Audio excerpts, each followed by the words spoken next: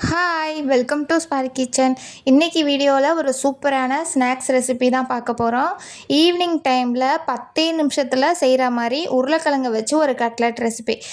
வெளியில் நல்லா கிறிஸ்பியாக இருக்கும், உள்ளே நல்லா சாஃப்டாக இருக்கும். சின்ன பசங்களுக்கு மேக்ஸிமம் இந்த உருளைக்கிழங்கு ஃப்ளேவர்லாம் ரொம்ப பிடிக்கும்.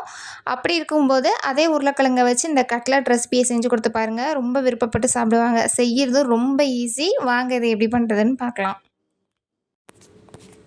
இந்த ரெசிபிக்கு நான் உருளைக்கிழங்கு மீடியம் சைஸாக 3 எடுத்திருக்கேன். நீங்கள் சின்ன சைஸாக இருந்தால் 4 எடுத்துக்கோங்க, பெருசாக இருந்தால் 2 ஓகே தான். எடுத்த உருளைக்கிழங்குலேருந்து இந்த தோல் எல்லாத்தையும் நல்லா சீவி எடுத்துடலாம். சீவி எடுத்தாச்சு. இப்போ ஒரு பவுலில் தண்ணி வச்சுக்கலாம். நம்ம சின்னதாக கேரட் துருவல் இருந்துச்சுன்னா அதில் உருளைக்கிழங்கு இந்த மாதிரி சீவி ஸ்ட்ரெயிட்டாக தண்ணிக்குள்ளே விழுகிற மாதிரி சீவி விட்டுக்கலாம். சீவி விடுறது நல்லா நெட்டாக இருக்க மாதிரி பார்த்து சீவி விட்டுக்கோங்க. இருக்கிற உருளைக்கிழங்கு எல்லாத்தையுமே நம்ம சீவி எடுத்துக்கலாம். துருவின உருளைக்கிழங்க நல்லா 2-3 டைம் தண்ணியில் இந்த மாதிரி நல்லா கழுவி எடுத்துக்கலாம். கழுவிட்டு தண்ணி சுத்தமாக இல்லாமல் இந்த மாதிரி சின்னதாக ஒரு வடிகட்டியில் சேர்த்து மீதி இருக்க தண்ணியுமே நல்லா வடிய விட்டுறலாம். ஒரு 5 நிமிஷத்துக்கு அதை அப்படியே வச்சுருங்க. அதில் உள்ள மிச்ச தண்ணியுமே நல்லா வடிஞ்சு வந்துடும்.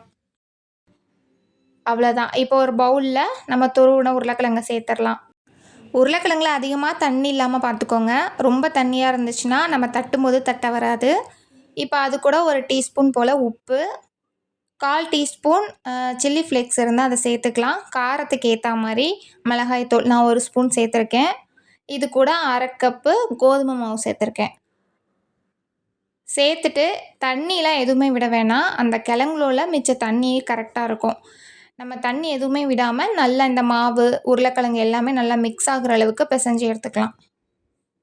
கிழங்கு ஆல்ரெடி ஈரப்பதமாக இருக்கனால நமக்கு கரெக்டாக வந்துடும். பாருங்கள், இந்த அளவுக்கு. இதிலேருந்து கொஞ்சமாக எடுத்து லைட்டாக அப்படியே ரேண்டமாக ஒரு ஷேப்பில் தட்டி எடுத்துக்கலாம். இதை உருண்டையாக உருட்டியும் போட்டுக்கலாம் எண்ணெயில். நான் வடை மாதிரி லைட்டாக தட்டி எடுத்திருக்கேன். அவ்வளோதான், ரெடி ஆகிடுச்சு. இப்போ நம்ம ஸ்டவ் ஆன் பண்ணி கடாயில் எண்ணெய் சேர்த்து எண்ணெய் நல்லா சூடானதுக்கப்புறமா தட்டி வச்சுருக்க உருளைக்கிழங்கு கட்லெட்லேருந்து ஒவ்வொரு பீஸாக அதில் சேர்த்துக்கலாம்.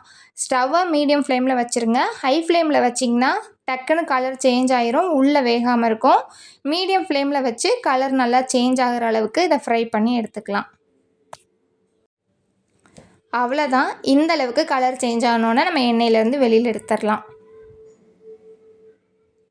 அவ்வளோதான். ஒரு சூப்பரான 10 நிமிஷம்தான் ரெடி பண்ணி. ரொம்ப இன்க்ரீடியன்ட் எதுவும் தேவையில்ல.